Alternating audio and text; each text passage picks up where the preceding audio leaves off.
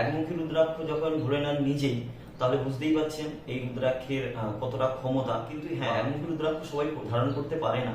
যে রাশিগুলো আমি বলছি আজকে, সেই রাশির মানুষরা ধারণ করবেন। যেরকম হচ্ছে সিংহ রাশি, মেষ রাশি এবং হচ্ছে কর্কট রাশি, এই তিনটে রাশির মানুষেরা রুদ্রাক্ষ, একমুখী রুদ্রাক্ষ ধারণ করতে পারেন। অবশ্যই এই রুদ্রাক্ষ স্বয়ং শিব নিজেই বিরাজমান, এবং এই রুদ্রাক্ষের স্বামী গ্রহ হচ্ছে সূর্য। অবশ্যই এই রুদ্রাক্ষ ধারণ করুন, নিয়ম মেনে ধারণ করুন।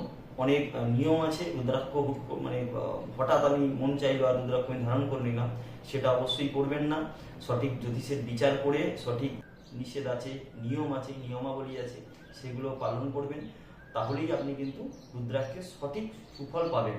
আর রুদ্রাক্ষ মার্কেটে প্রচুর ভ্যারাইটিস আছে, বিভিন্ন জায়গায়, ইন্দোনেশিয়া, নেপাল। কিন্তু রুদ্রাক্ষ আপনি যখনই ধারণ করবেন উইথ সার্টিফাইড দেখে নেবেন, কারণ অনেক ডুপ্লিকেট রুদ্রাক্ষ কিন্তু মার্কেটে আছে।